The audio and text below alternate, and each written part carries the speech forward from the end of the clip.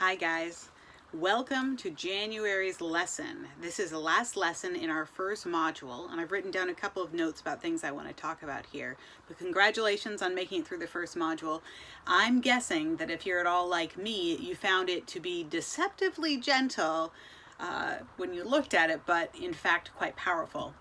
For me, I'm feeling a bit fresh, but also kind of vulnerable and raw. Sort of like you got a really good body scrub and you feel like you've lost a little bit of weight in the process and your skin's a little tingly and whew, it's invigorating. So hang in there. So this month, the lessons that Laura touched on were about baskets. So whose basket are we in? Are we in our own basket where we have power to make changes? Have we slipped into somebody else's basket? Dealing with their opinions or what's going on with them in an effort to change something that we don't actually have power over?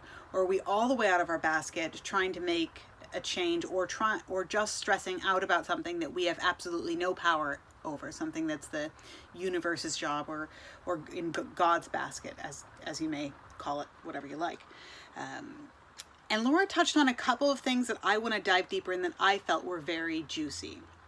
And the first is how our bodies handle stress. I think it's incredibly useful for us to pay attention to our physical response to stress. So she asked in our homework for us to write down how our body responds to stress. And that was a little hard for me. I had to really think about it. But I think in part because the way I respond to stress is by sort of freezing. So you might be the kind of person who freezes, or you might get confused. Brain fog is something that happens for me when I'm in an acutely stressful situation with somebody I love.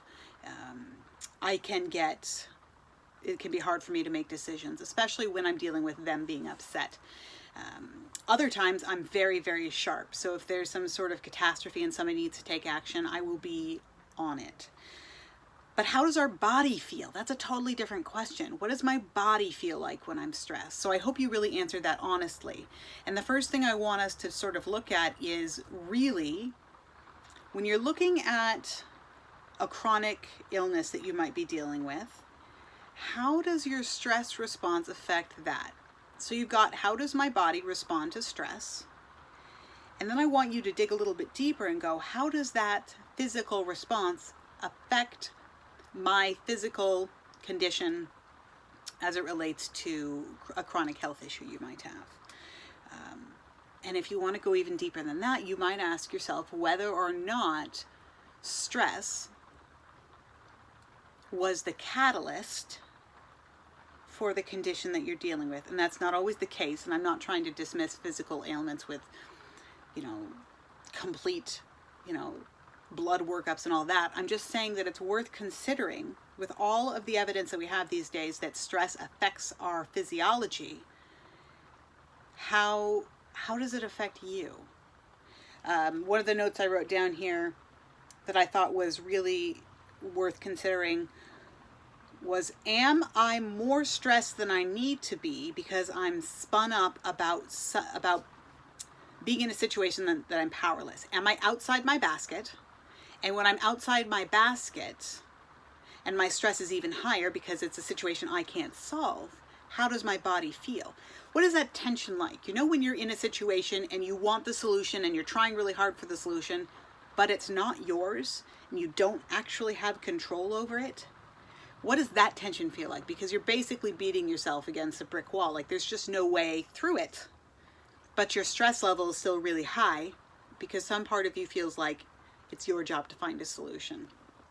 So I pay attention to that too. Not only how does my body respond to stress, how does my physical response to stress affect my chronic health issues, but how often am I spun up and in somebody else's basket, and how does that affect my physical condition? Those are sort of seemingly simple questions, but they're really powerful, I think, to really recognize the patterns that we have and how we handle stress and how we handle other people's stress. That in particular is hard for me, especially if you're a helper by nature, or you're a people pleaser, or you don't like people to be upset with you. I mean, who does, right? Or it's important to you that people think highly of you. It's very easy to jump into somebody else's basket. As a whole, this module has been really powerful, and it almost feels like it's been an anti-inflammatory or a decongestant. So we've been slowly working ourselves down to the core of us by removing these tissue papers, by removing all of the distractions, the physical clutter, the thought clutter, the activity clutter, and then the ways in which we get spun up and are powerless. As we pull these away, which will be something we'll do really once you've gotten this work, it's something you'll do for the rest of your life. But as we're more and more exposed, we get to the core of us. Here we are, a little fresh, a little scrubbed down, a little invigorated, a little raw. And if you can sit with yourself and be proud of yourself for that, that'd be really great, because this is powerful work that we're doing, and it lends us to be really ready, open and ready for the next module, which is all about choice and intention, and that too will be really incredible. I hope you guys have a good week. Hope you guys have a good couple of weeks, and I'll see you guys online. Might see you on if you can make it to the call next week with Laura. Bring your questions. I know I've got a couple questions for her, so I'll see you guys there.